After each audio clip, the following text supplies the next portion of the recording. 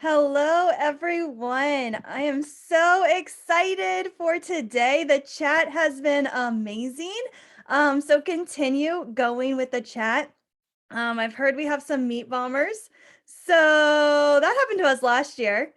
So that happens again. We hopefully can quickly get them unmuted and stuff like that. But we welcome meat bombers. We hope you use Edu protocols in your career. I don't know what they do for a living. Megan, do you know? Nope. Annoyance. That's pretty much all I can think of. Yeah, I don't know. Okay, well, welcome to Number Mania. My name is Stephanie Howe, and I'm an instructional technology coach in Pickerington Local School District, which is in Ohio. And I am joined today with Megan. So Megan, go ahead and introduce yourself real quick. Hi, everybody. My name is Megan Fernie, and I teach 8th grade social studies at Ridgeview STEM Junior High in Pickerington Local Schools. And I am lucky enough to occasionally work with Stephanie. I used to work with her a lot more often, but her job got switched this year. But luckily, I still get to see her every so often, and we get to connect often online. Yay! Yay. Okay, so if you have not already, join the slide deck. I know there are a lot of people in this session and throughout the day, so it might be like full screen. And if that's the case, that just means that there's a lot of people in this session. So if you need the slides later because you lost the link or something, just send me or Megan an DM on Twitter. That's probably the easiest way to reach out to us, and we will send them to you, or take a screenshot of this beautiful slide. So that's kind of how you can get to the slides, but please join the slides so you have all of the resources that you need to be successful with Number Mania.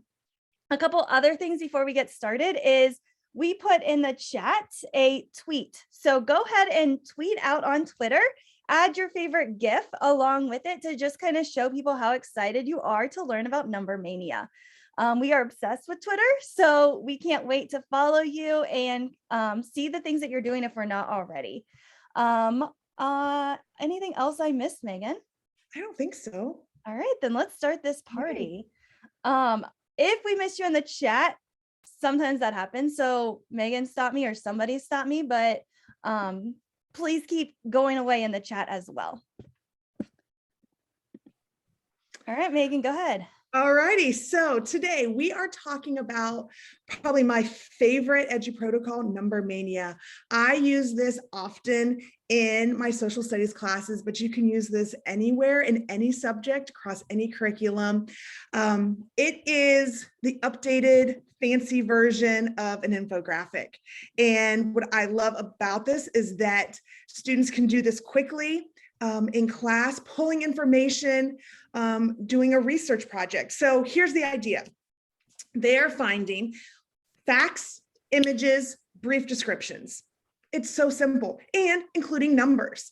I love this. So there's a couple ways that you can work on this with your students. In the beginning of my school year, I do this the first week or two, and we have them create a Number Mania about themselves. I have them create, 4 to 5 facts about themselves so I can learn about them. Anything including numbers. So I just want numbers. Maybe your birthday, your favorite number, how many pets you have, how many siblings you have, how many books you've read this summer, how many states you've been to, how many countries you've traveled to, anything. Then you put in an image, and then I always include a very short description. And then we present, and then my students panic. Oh my gosh, I don't want to present. Oh, Miss Fernie, I'm so nervous, I can't present. Like, So then I tell the beginning of the year, I want you to pick your 2 favorite facts about yourself. And you're going to present for 5 seconds. That easy. And that kind of calms their fears a little bit. And that's kind of how we start our Number Mania experience throughout the year. And then throughout the year, I continue building. And sometimes we present, sometimes we don't. But one of the things I like about Number Mania is that once you get going with it, you can do it what Stephanie's got presented here, where you can put into a Google form any information that you find about your topic. You're finding one fact and one number on a Google form. That goes into a shared spreadsheet. That shared spreadsheet goes into my class. And then my students can sort through that information, find the facts that they want to use for their Number Mania, instead of searching and searching and searching and trying to do all this research. They have their number, they have their fact. All they have to do now is add their icons. Then they can make it look all pretty because we want the facts, we want the numbers first. Then later they can make it look all pretty and change everything. Then turn it in or present however we want. That's how I kind of work on Number Mania. And one thing that I liked Megan said is that she loves to do this in her classroom. Because let me tell you, when I was teaching before I became an instructional coach, I hated research, hated it. And like, it was the worst thing ever. And Number Mania changed my perspective about that. It made it so it wasn't so hard for my students to do. And so because they're all working together collaboratively and they just have to find one fact, I mean, I taught spec ed, and having some of those students find multiple facts was very, very difficult. But the fact that they only have to find one makes it a lot easier for them. Another thing that I really like that Megan does is at the beginning of the year, make a Number Mania about you. Start with that low cognitive load so that way your students feel more successful and they learn the protocol and what you kind of expect from them. So then when you start doing this in your classroom, they're like, oh, I know what Number Mania is. I know what to do. And you're not spending a whole lot of time going over it. So again, start with that low cognitive. This is something you could do on Monday. We had 2 snow days. So we had a 4-day weekend this week. Okay, let's do a Number Mania about what you did this weekend. Okay, and including those 2 snow days. Students can come up with different facts, maybe how much food they ate, maybe how much TV they watched, maybe how much time they spent on TikTok. And they can come up with these different numbers to create their infographics. So again, start very low cognitive when you do this. So Heidi and Carla, I saw your comments. And so with my 8th graders, I have even divided up the topic by like parts of my room. Okay, you guys are working on, since I teach social studies, this battle, you're doing this battle, you're doing this part of the war, you're doing this part of this war. Carla, I do like the idea of you can't repeat a fact. So you have to keep finding something different. That's a great idea. And also this one's kind of a safe protocol because like with thin slides, you'll have all your students in one slide deck, which you can in Number Mania. And we'll get there in a little bit, but the shared sheet is view only. So if you're like, I'm not ready for thin slides, this one might be a good start because then your students are learning to start to collaborate together. However, we do have the infographic all in one slide deck because we love seeing everybody's creation in that one deck, and it makes it super easy to present. It's like quick, 4 seconds, every student is done within 5 minutes or 3 minutes. And that is what's great about it. So step 2 is the logistics. Okay, so getting this set up in your classroom can be sometimes the scary part, but really it's not a whole lot of prep on your end. That's why we love these edu protocols because again, it's not a whole lot of prep. And so when it comes to logistics, right here on this slide, you can kind of decide how you want to organize this for your students. Do you want your students to find the icons, or do you want to already have them on the slide deck? Okay, so you know your students best. And honestly, at first, I might start with the icons on there and slowly have my students start to add things to the presentation. So think about that first. If there's some kind of icons, this is where we find our icons. Noun Project has some great one. Icons Mania, she created Slides Mania, which we know a lot of teachers love. Flat icons is another really good resource, or just Google search.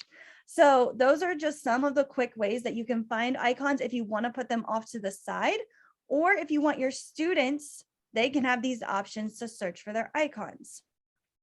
We love to use Google Slides. And so that's kind of our go-to option. However, I've seen people do this in Canva and Adobe Spark and Google Draw. So again, you're not just limited to Google Slides, but we are Google Slides like lovers. So that is our go-to one. And then just some pro tips. We teach the kids, if they are grabbing their own images, using remove BG. So taking away that background. We teach them using different color palettes. Now, these are more extra. We don't do this right away. If we see a student that's like really getting into the design process, we might say, oh, why don't you try using a color palette for this infographic? Or those students that are finishing early, they might use some of those different things as well. And then Megan's students love to use word art. They do. I mentioned it once and then they're always like, remember that thing where you said insert? I'm like, word art? And they are obsessed with it now. So I'm like, yes, but remember, we're doing all of our facts first. Okay. And then let's go back and let's add in the details later. They love word art. That's the And thing in the this year. chat, Scott just posted some high school student examples. So yeah, if you guys have examples, throw them in here. We'd love to see them. These ones are really, really cool as well. Also, we like to use timers. Okay, so we like to kind of have a list of timers ready to go. So feel free to click that link. It has a playlist of all these different timers. And we might give the students 20 minutes, 15 minutes. There has been some classes, again, you know your students best, where I might say, okay, you have 5 minutes to research your one fact. Now you have this many minutes, maybe it's 7 minutes to find the facts that you want to use on your infographic. Now you have 10 minutes to create that infographic. So for some kids, I do need to split it up like that. But other classrooms, I can go in like Megan's and it's just like, okay, you have 20 minutes and that infographic has to be done. And I mean, the products that these students are creating are beautiful. Also up here, I usually, if I'm giving this slide to the students and they're creating like their own icons, they're creating their own choices. Again, I would not do this right away. I would kind of keep it pretty structured the first couple of times. But right here with the Google form, I would just link it. And then I would link the viewable view of that Google sheet as well. So really quickly, your students can see those right there and they can just click and they're able to kind of see what's happening. Yeah, so Lisa in the chat, she said that she's done this with second grade. Yeah, this is a great way to have second graders introduce themselves to you or to the classroom. So it works with any grade level. You just have to know your students and what kind of adaptations you might need to make to get them there. And again, start slow at the beginning and work your way to the more advanced stuff. All right, so creating. We have on our next slide a blank template that you can easily use. And on the slide deck, since Stephanie's presenting, you can't see off to the side. Oh, there she goes. She's so smart with technology. She's amazing. This is a great way to start with Number Mania, where you can give your students icons to use. So you can see we've got to the left, to the right, some lovely icons already included. And this comes from Ditch the Textbook and Amanda Sandoval, who, if you don't follow her on Twitter, you definitely should. She has got some fantastic things, and so does Ditch the Textbook. The stuff they share, fantastic. But you can easily use this to start. And there's text boxes at the bottom. There's ways to link information. This is how I start my work with Number Mania. So all you have to do is just click and drag the icons over. So it's very simple. Kids can make connections, and then they can kind of see there's things on here they can use, or just to even get ideas of, well, I don't know what there I can include on anything about myself. Well, maybe there's something on the little family branch on the right-hand side above the light bulb. Maybe there's you, and then you've got 3 siblings, that one. So maybe that's something you can include about yourself. So kids, I think using this as a guide to start is a great way for them to kind of at least get the idea of how Number Mania works. And then once they get going, you can start taking away some of these scaffolds for them. I just love this as a great way to begin. Or if you just want to throw it at them, a blank slide is always fun. But we do love Number Mania. I don't know. It's great to see what your students can create. Yeah, and I think too with the creation, you can assign the slide deck in Google Classroom and Canva, wherever you use for your learning management system. And you can make a copy for every single student. Or you can go in and have your students do this as a group. So maybe they're individual, but everybody's in the same slide deck. So that's an option. Another thing that is really, really cool that I use mostly when it comes to Iron Chef is, but maybe you want to do an infographic where students are working together. So if that's the case, right here, Megan threw this in the chat. It's also in the speaker notes. This is a Google sheet. And what it does is it makes a copy of different slide decks for groups. So that could be an option too, if you wanted to like have 3 students working together on one infographic, 3 on another. So if you want to split it up like that, this is a great add-on. It's more of a pro tip, and there's a video that walks through how to do that. Again, I use it more for Iron Chef, but could be used if you're trying to do some group infographics or some jigsaw projects with your students, works as well too. So go ahead. One more thing. So I teach 8th grade, and I'm probably a little brave, but I do have my students often working in one slide deck when we're working on these. And I would say 99% of the time they do leave each other's slides alone. At the very beginning of the school year, I am very clear on my expectations and kind of laying out the ground rules of you are not messing with anyone else's slides. And while I'm not really good at going back and figuring out who messed with whose slide, I kind of tell them I can figure it out. I also, on Google Slides, instead of presenting the film strip, you can present like the 6 box. And so I put that up on the screen so I can see who's on whose slide. So that kind of helps so they know I can see who's on whose slide. But that does help to prevent students from messing with each other's slide. And I also give the disclaimer, let's not mess with each other's backgrounds. If you make a mistake, it's okay. Let's just fix it quickly and then move on. It's no big deal. So they can work together in one slide deck, just lay the ground rules and it will be fine. And I think too, with that other link that we put in the chat, using that spreadsheet, you could have many groups and they each create their own slide in that mini group to practice before going to the big slide. So that could be helpful as well. All right, so grading these. One thing that we love to do with students is we found this rubric on Twitter. So we call it the Starbucks rubric. And students, we go over this with our students at kind of the start before they even get started on Number Mania. And what we do is we just kind of walk with them and we just say, okay, you're going to Starbucks. All right, you order a drink and the drink is perfect. You get maybe some extra chocolate chips.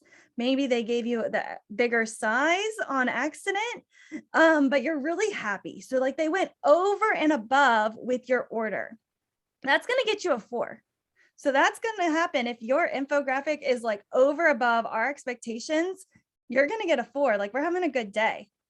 Where a 3 is maybe just exactly what you ordered. There's no mistakes. And you're just satisfied. Like, you're just okay with kind of what you got. It's good, but it's just like meeting the requirements. You weren't extra about it. And then the second, the level 2 is they messed up. They gave you the wrong cup size. It might not be full. Maybe you're a little disappointed. It might be the right drink, but you're just like not sad. Like, it's just a little bit off. That might get you a 2. So they were really close, but they didn't quite get there. And then a 1 is you ordered the drink and it was wrong completely. You ordered something chocolatey and they gave you something that was strawberry. Like, that's the worst ever. And so like they didn't even follow the directions. But we really do. We walk through this example with students and it helps them to see, okay, this is how my infographic should look by the end of this. And then we really do have like a serious rubric as well. I know it's not as fun and cute. But with this rubric, it's out of 20 points. And so Megan created this rubric and it has 5 points for creativity, 5 for that historical relevance, the thoughtfulness, and then the structure. And what Megan does, and I can have her talk a little bit more about this, is she just has a clipboard as her students are presenting. So again, it's quick. She's just grading right on the spot.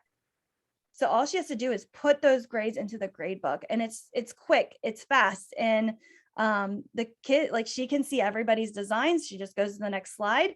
Also, with that time limit, all you have to do is hit present on the Google slide and it won't get any new updates. So if a student's over there being sneaky trying to fix their slides, it's not going to update by the time it gets to their slide. So students quickly learn that you're serious about that time limit as well. Anything else about grading? No, I think having them present while you're grading is probably the quickest and the easiest way, and kind of know exactly what you're looking for. That definitely helps, because once you get going, it's super quick. So I would definitely try to do the present while you're grading so that you can just bam, bam, bam, whip it out quickly. Just trying to check the chat. We got lots of stuff going on here. Okay. Do we want to address anything? Yes, I will reshare the presentation. I just saw that one. Yes. Do I use a standard form? No. Oh.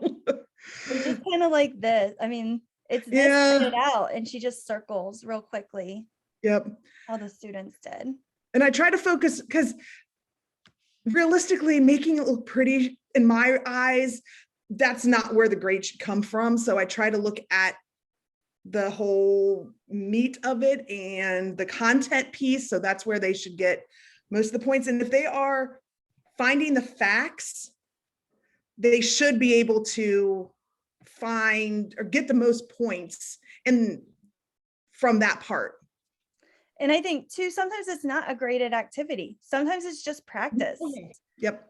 So it just kind of depends on the unit and what Megan needs. If she does need a certain grade, it depends on that learning target of what the standard's focusing on as well. Yep. So again, sometimes it's practice. Sometimes it's a way to introduce the topic. So Megan might not even teach this topic. It just might be a hook to get students into the facts about what they're learning about. So that's just another way. So it's not always graded, okay? But if you do want to grade it, here's like a rubric example of one that's done. And then there was a comment about importing it into Google Classroom. If you use Google Classroom, importing your rubric.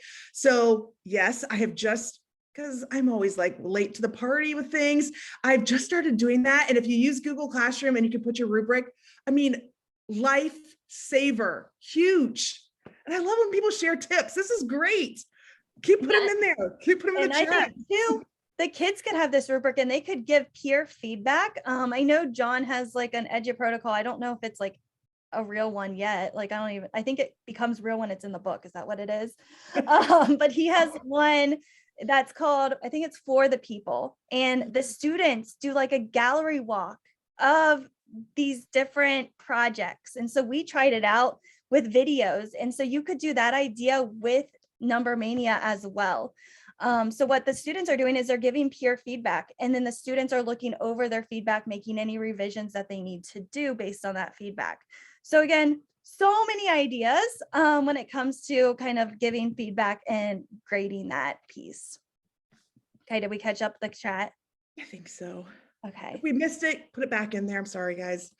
Yeah, and I know Scott was putting in some examples. We're going to Yep. show his examples real quick again because they're just so pretty. Like, look at that. And they have good information. I mean, so Mhm. my examples you'll see here in a little bit, and I think we took some from our lovely friend Adam Moeller, who has fantastic stuff on Twitter as well. You can see ours are definitely a lot more condensed with our information. But this is kind of what I put for my students. You know, you've got your facts, you've got your icons, and then I just want a brief description. Now, I will say, as I'm thinking about all this, I have a lot of students, when I talk about numbers, I always have kids, well, can I put a year? Is that a number? Yeah, then yes. What about a percent? Yes, a fraction, decimal.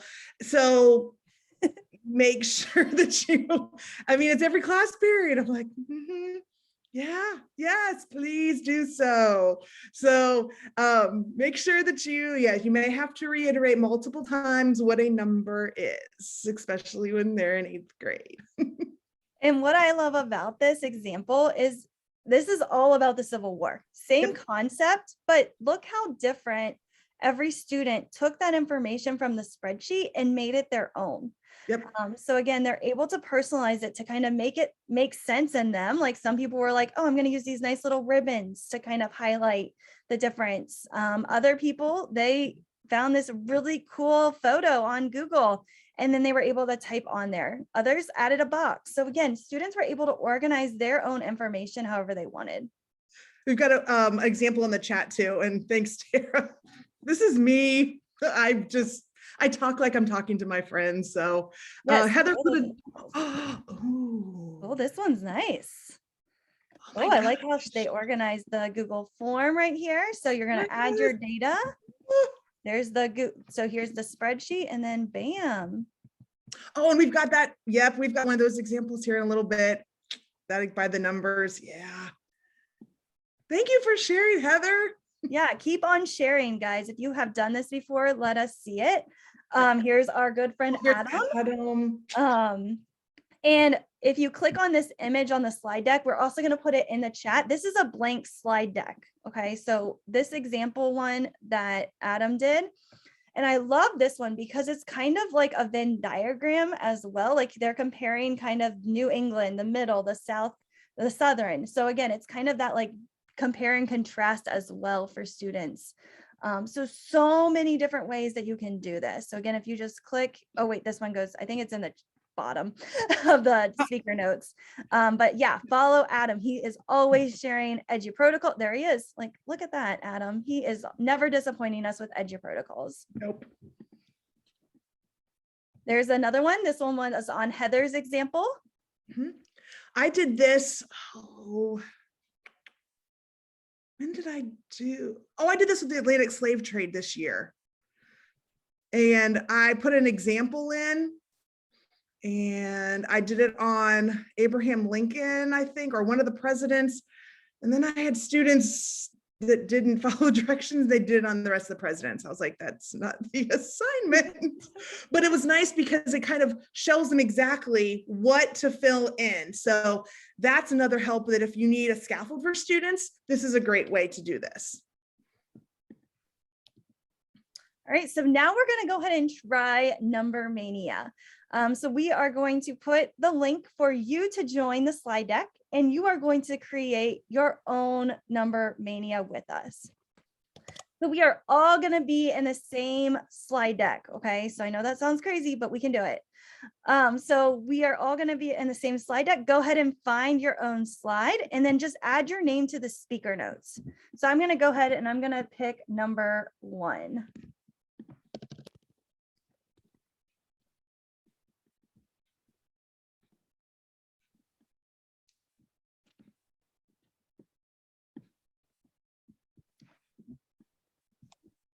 And what you're going to do on this number mania is you are going to share a fact. Oh, it's view only. Oh man, no, I have edit.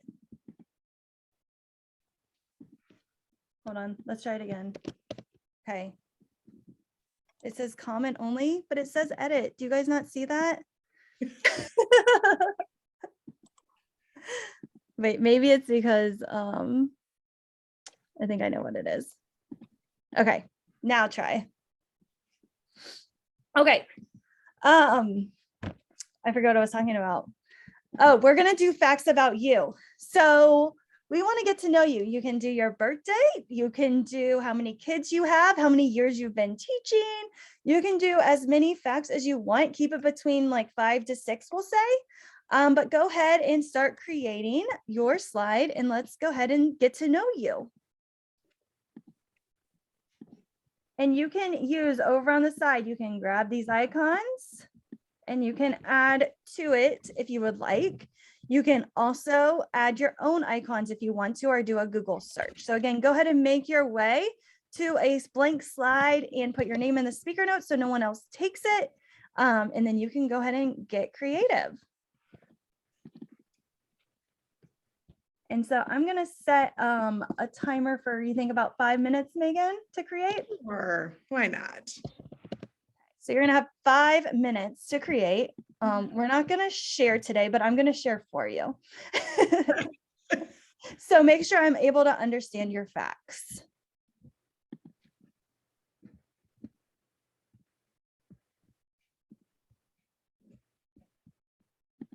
Okay.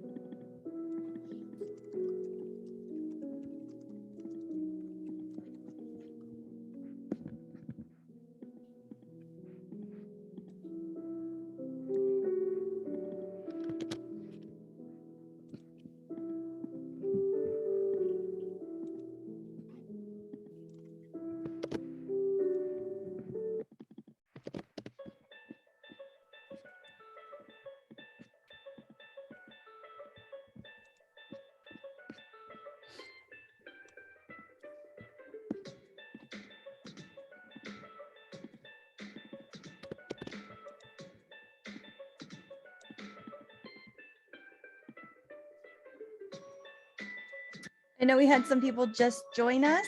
So if that is the case, we are just creating. So Megan's going to throw the slides in the chat. Yep. 1 second. That way you can catch up. And we are on the creation slide. And we have about 2 more minutes left of creating. No, I'm not ready.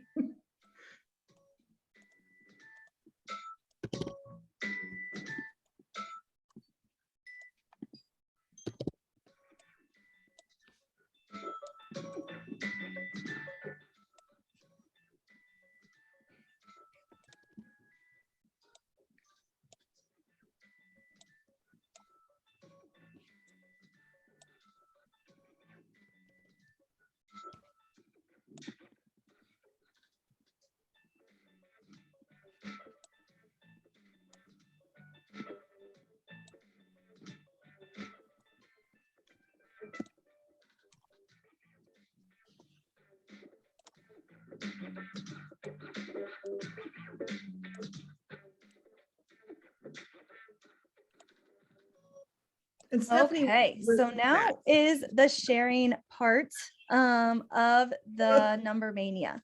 So again, what I typically do is I hit slideshow.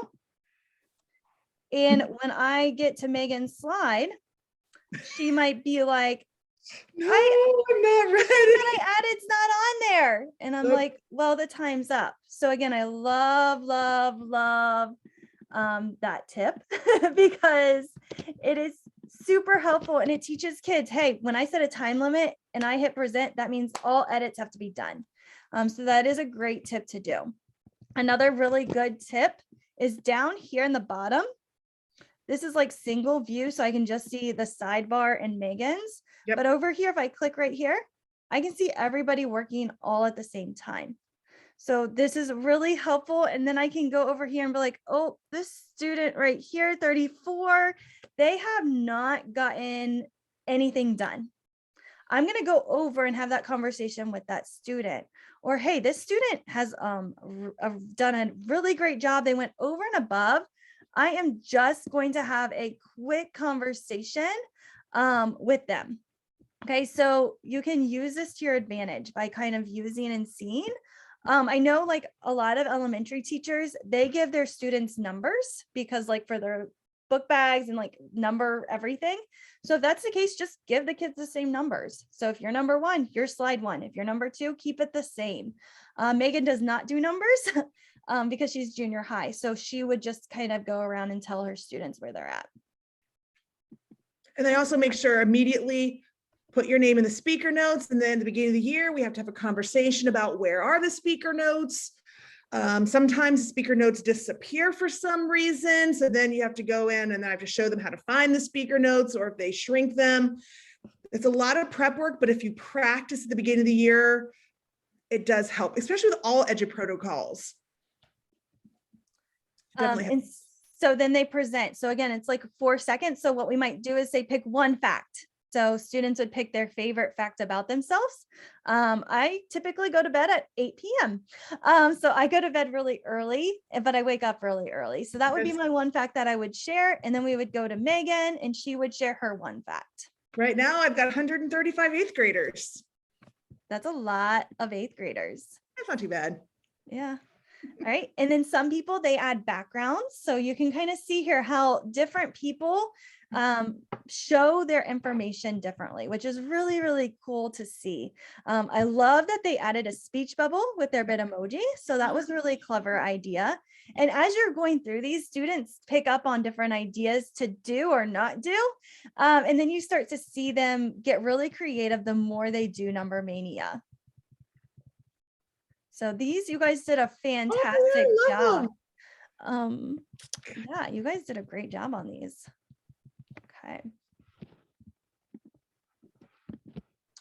All right, so go ahead and what we want you to do is share your creation. So right here, you can either scan or click the QR code. Megan's gonna throw it in the chat, but it's gonna set up a tweet for you. And all you have to do now is go to your slide, file, and you are going to, well, you can't download it right now. I think it's because it says I'm offline. You guys still hear me? Yeah. I don't know then. But you're going to download your slide to Twitter so people can get to know you. So again, go ahead and download it, share your creation. There we go, on Twitter. So PNG image. And then all you have to do is add it to your little tweet. And then you can tweet. And we will just share and like everybody's awesome number manias. And another idea that we kind of love, and we kind of stole this idea from Not Your Paragraph or Not Your Worst Presentation Nacho Ever. anything really, Steph. Oh. Nacho anything. Yeah, Nacho anything. So Megan, the first time she does this, usually the students present themselves. Mhm. But the second time or the third time or the 100th time you do this, you want to spice things up. Okay. So if you want to spice things up, or maybe you've already done this, we saw some really good examples from Heather and Scott in the chat. So maybe you're like, I'm ready to spice this up.